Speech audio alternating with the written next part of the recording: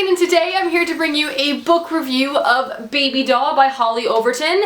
Now this is the Proustopia book club pick of the month for the month of August, and this month we are working with Hatchet. Now this is a psychological thriller, and so I'm going to be very brief in the beginning, just in case you're one of those people who likes to know as little as possible going into psychological thrillers, which is understandable because sometimes even the littlest of detail can be a spoiler, so I totally get that. So the beginning I'm going to be very brief and just kind of give you a general overview and general thoughts before I go too much in depth. Baby Doll follows the aftermath of a kidnapping. Our main character, Lily, has been kept in a basement for the past 8 years as a slave. One day her captor leaves the door unlocked and she escapes with her daughter Sky.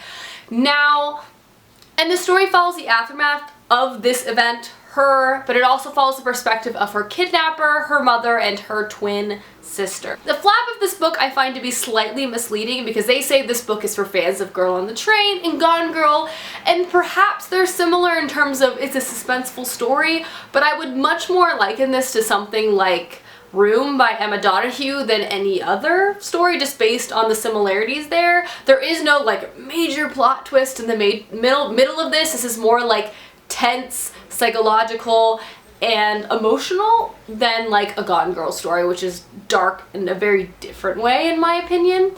But overall, I really like this book. It's short. I think the length is perfect for this story. It is dark in ways, I mean, it's just disturbing to read about because you're reading about this woman's experience and then also you're reading through the person who did this to her as well. So it can get a little disturbing. I generally had to read this book during the day because at night my imagination kind of went to places where I didn't want it to go before I went to bed, if you feel.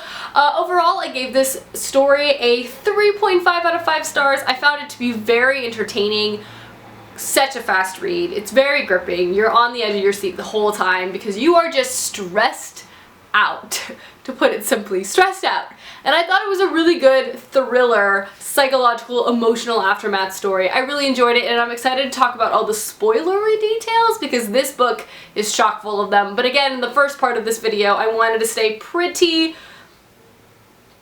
smooth. Like I didn't want to give anything away. So that's just like an overview review. Now I'm going to go into more in-depth. I think the strongest element of this book was the multi-perspective way the story was told, because again, we got the perspective of Lily, who's our main character who escaped, and I found her character to be believable in most ways. She was obviously going through a lot. She was damaged, she was scarred mentally and physically, and she had a lot of things to work through, and it was definitely very interesting to read through her experience as she worked through her problems.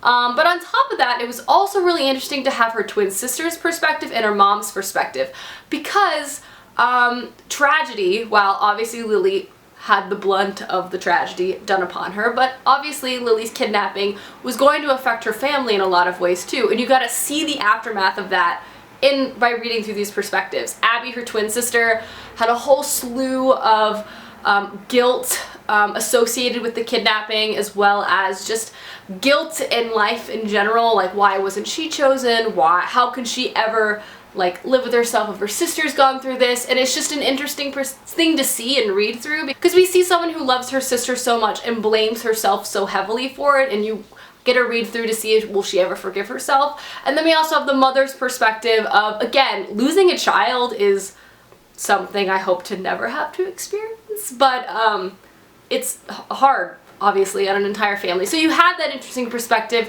of the whole family, the whole tragedy kind of encapsulated in this story, and I thought that was very well done. But on top of that, the creepiest factor of the story was, again, you gotta read through the person who did it perspective, and oh my god, he's so messed up. Like, his chapters were equally my favorite and least favorite just because, like, they were so fascinating to read from. You're like, holy crap, this person is the worst person on the planet.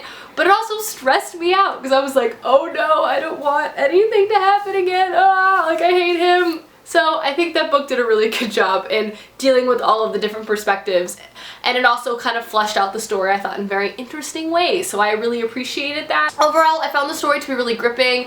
It sometimes leaned a little unrealistic, but sometimes in these kind of thrillers, I can kind of let it get away with that because these stories themselves are just so out there that to get a little out there, like, you never know. stranger things have happened in real life than I think that's happened in this book, but it sometimes leaned a little unrealistic. I think some of the main criticism would be with Lily because she kind of recovered quickly, but then I think the argument could be made like everyone's gonna recover at different speeds and people just deal with tragedy differently, and as someone who's never gone through anything like this, I don't know the appropriate 10 steps that someone has to go through to reach recovery. So I didn't mind Lily so much. I thought she was believable as a character.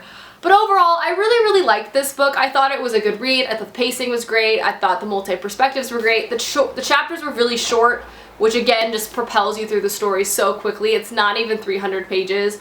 I really think it's up there with like just a solid thriller story that I always love to read. So I gave this a 3.5 out of 5 stars. Can't wait to talk about it in the live show, which Sasha and I will be having at the end of the month, because there is a lot to discuss. Because crap, Rick Hansen. Holy crap. Can't wait to talk about that guy. But yeah, I hope you guys enjoyed this video. Let me know down below your thoughts on the book if you have read along with us, as I would love to know. And I will see you guys soon with another video soon. Goodbye!